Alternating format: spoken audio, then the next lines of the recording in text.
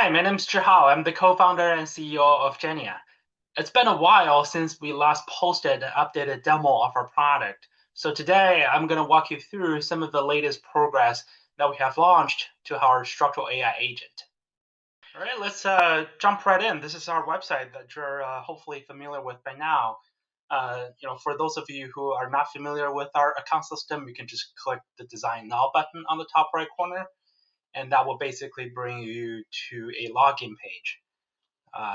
So here I'm just logging into my account. And right here I can click the top right corner once again to create a new project. So since we last posted our product demo, we have rolled out additional support for rafter systems, for trusses, and we're in the process of launching a mixed-use type of apartment buildings, designing, following the 5/2 structural systems. So, but for today, let's stay with the canonical example, designing a single-family using the truss roof systems and joists for the floors. So I'll go ahead and create a new project. So here the first step is that we need to upload an architectural drawing. So right now we support both AutoCAD files as well as Revit files. So the file that we're going to work with together for this demo is going to be in AutoCAD format, since that's probably more common for this type of projects. As you can see, this is a two-story single-family house with a separate roof plan, right? So this is the exact kind of architectural drawing that we require. So if you go back to the interface, on the right-hand side, we have posted a few guidelines in terms of our requirements for the architectural drawing. So if you follow these guidelines, our AI will work the best when it comes to parsing these architectural drawings. So certain things will look like, we required separate floor areas as well as the roof area, all laid out on one AutoCAD file. There shouldn't be any overlap. We also require the grid lines placed on a layer called A-grid. We use this information to make sure that when we stack up all these floors and roof together, they're all aligned. We also have wall checks and roof checks, so we require all wall lines and roof lines to be put on respective layers, A-wall and A-roof. So these are the layer naming fashions that we require. And if you have section views, that's also fine. You can go ahead and hit the upload button. So right here, I'm uploading the architectural drawing that we're going to use that I just showed you in a second ago. So the file has been uploaded. If there's any error following the guideline, so during the upload process, we're going to have a check against these upload design guidelines. If there's anything missing in the file that you upload, we're going to throw an error. So hopefully through the error messages, you'll be able to tell clearly what kind of modifications are required to your file uploaded. And then I'll go ahead and click the continue button. So here I'm just creating a project name, and here I need to enter the project address. For lack of a better address, we're using our office address here for this demo. So what's happening behind the scenes is that once we enter this address, we're going to call ASE7 APIs in the background. That's the same API that's powering the hazard tool. So we're converting this exact location into longitude and latitude, and from that we're going to fetch the most relevant environmental loading factors, things like rain, seismic, wind load, other kind of stuff that will be factored into the design process. And this is a two-story single-family house with no basement, so I'm putting 2 for the upper structure part and 0 for the basement. And I'll go ahead and hit the continue button. So here you'll be able to configure what kind of building codes you want to run. So I'm using IBC 2024 as a starting point. And then I'll go ahead. You can also change the site class, exposure category, risk category, etc. And then you can go ahead and hit the continue button. So this is what I was referring to from the design parameters that we fetch directly from the ASA7 API. You do have the option to modify any of these loading factors. So if you don't agree with, like say for example, 30 PSF for the live load on the floor, you can bump it up to 40. So after you change the live load factors, you can also take a look at the dead loads. We give you a quick breakdown, and if you want to add a new item, you can just click it here, right? And the sum, the total at the bottom will get updated once you enter a new value. All right, let's keep continuing. You also have the option to change some of the soil parameters if you get a geotech report.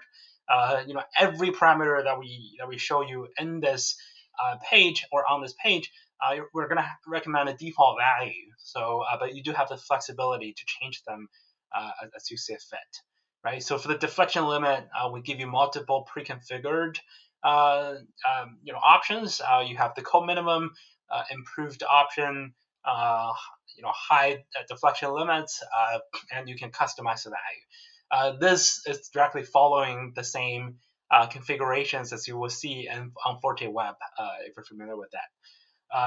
And you also have the option to configure the type of materials you want to run with this project, right? So let's say, for example, if you don't want to use any steel beams for this project, you can just go ahead and uncheck the steel beams.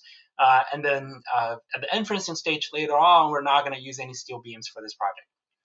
Lastly, we do give you the calculation preferences, right? So by default, we're going for the optimal, more economical type of calculations. So that means we will try to employ any calculation methodologies that will remove as many hold-ons as possible, because we realize those hold-ons are very expensive. But if you want to be conservative and try to preserve or put structural stability on the first priority, you can click on option 2. All right, I'll go ahead and hit the next button on the top right corner. For step 2 and 3, these are essentially where our AI does the job. It takes the architectural drawing that you just uploaded. Step 2 and 3 are our AI trying to remodel the same architecture in our system.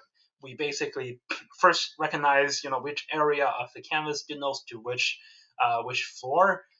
And so this all looks good. By the way, if we end up missing any area, in case you have elevation plans, for example, you can always drag and add a new floor box. That's what we call it. And if the existing floor box doesn't really contain all of the 4 elements, you can also drag and drop, change the shape of the floor box. Right. So this all looks good. I'll go ahead and hit the next button. So for step 3, you can also take a look at the architectural elements within each of the floor box. So this is basically our chance to prove to you that we have understood the architectural drawing in the proper way, so that you can feel comfortable with the structural design later on. So as you can see, you'll be able to review the floor processing results for both floor 1 and floor 2, both of these levels. You also have the chance to take a look at the roof plans, right? The little blue button on the top right corner, on the bottom left corner, is what we call the anchoring point. So think of them as the common points that we use when we stack up these floors together, right? So that's basically the origin coordinates, the origin of the coordinating systems that we're going to align across each of these floors. And within each floor, we'll need your help to help us review the architectural parsing results to see if we have missed any floors, walls, doors, windows, etc. This looks fine. For annotations, by the way, we have this of the legends down below. And let's say if we end up missing a wall, you can just go ahead and create a wall, trying to block the. I don't want to block the stairs, but basically that's how you can add an element to the architectural. And then you can flip through each of the floor, including the roof. That all looks fine. And then I'll go ahead and hit the next button.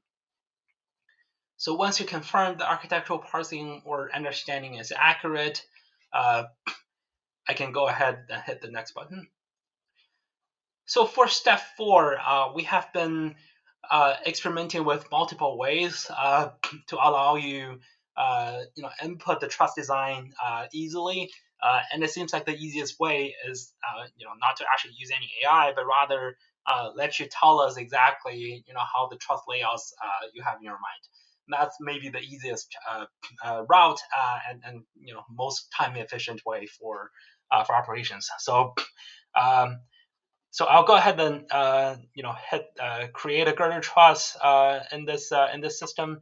By the way, if you want to create a vertical or horizontal elements, you can press the Shift button on your laptop. That allow you to create a very vertical or horizontal element. I'm not a structural engineer, I have to admit, so I have to sort of try my best to sort of design these rafter systems. I'll go ahead and create a regular truss to cover the main area. It looks like it's probably going to be the other directions. So whenever I click on it, there's a panel on the right hand side that will show up. I can click the flip direction button, and that will allow me to change the directions.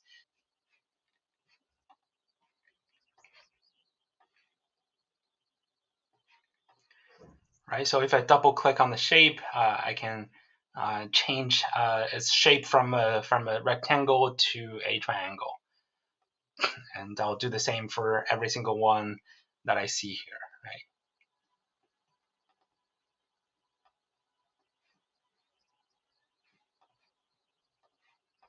I'm gonna add one more regular truss to the corner here, and I'll double click on it, change its direction. By the way, the red area underneath is basically a guiding area. So whenever we see a roof area that's not being supported by a truss, we'll basically highlight those areas in red, and that will basically tell you, hey, there are still missing regular trusses. You need to fill them in. So I'll go ahead and do that.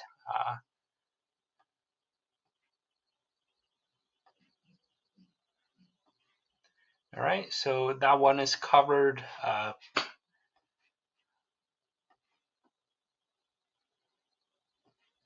right, I'll cover the last one, change its shape. All right. Cool. So let's also fix the directions of some of these regular trusses. All right. Lastly, I think I'm missing 4 girder trusses in the system. So let me add them back in.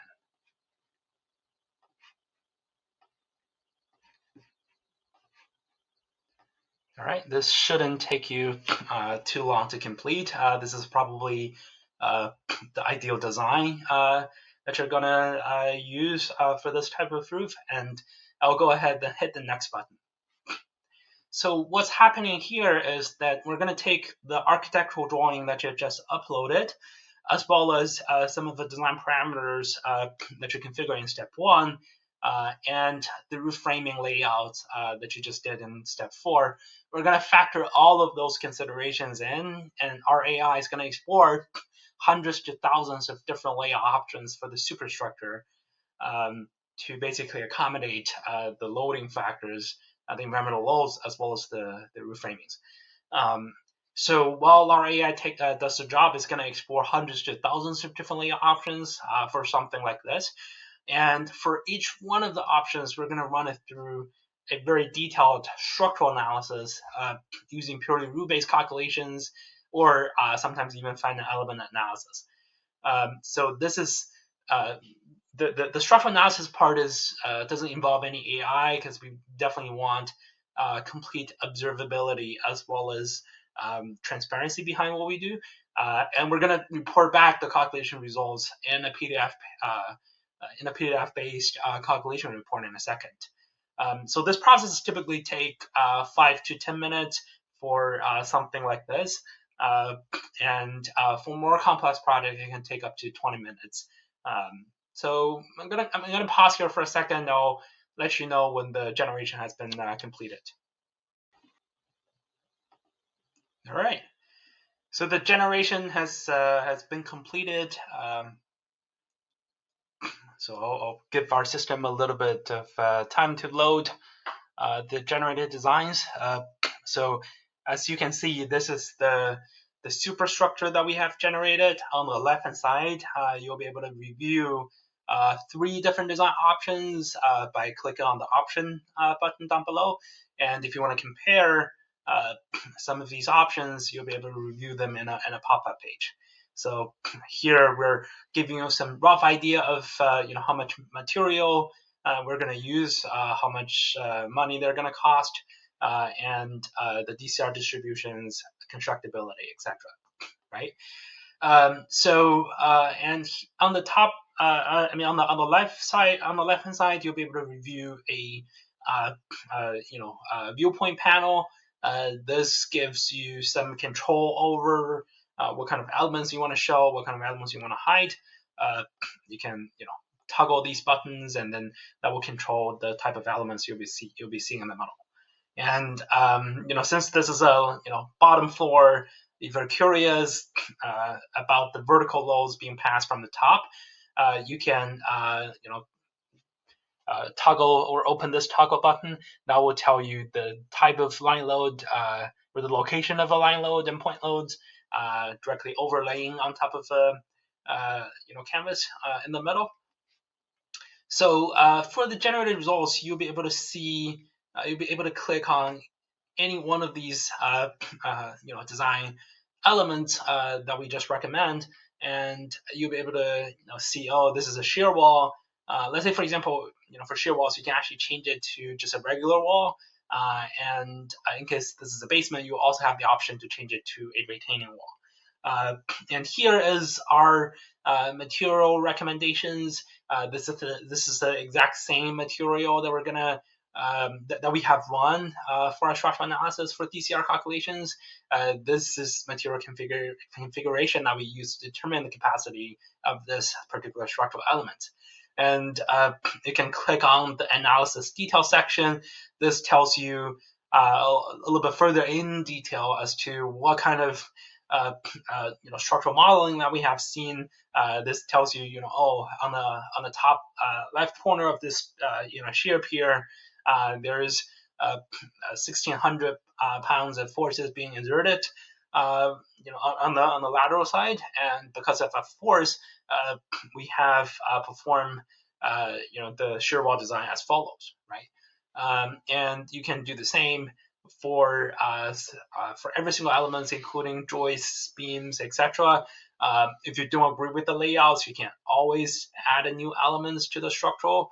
And also to help you with the structural review, we present you with a 3D perspective, right? So this is a 3D view of the bottom floor. You can hover over this coordinate systems that will basically bring you several additional control buttons. So the first one is to allow you to insert section views. You can drag these section views to basically inspect the structural design in greater details. We also allow you to look at the entire structure holistically, because we're not really designing the truss profiles per se. So we're just rendering the trusses on a flat surface, but you'll be able to see more of the top floor, the bottom floor, and the foundation design. And I guess I would imagine you'll be able to want to sort of expect or inspect some of the floors in greater detail. So we allow you to explode the model for each of the floors so that you'll be able to relate by looking at both floors together, right? So these are the some of the features that we have launched to the 3D view panels.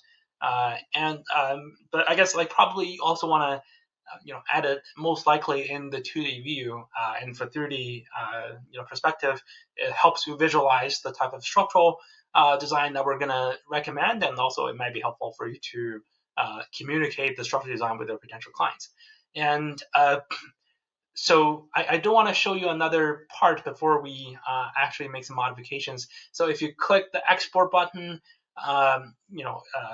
if you haven't done any changes, you can click the export button on the top right corner. This will basically let you download a zip file. And the zip file actually contains two things. One is the structural drawing in DWG. We're going to open it up in a second.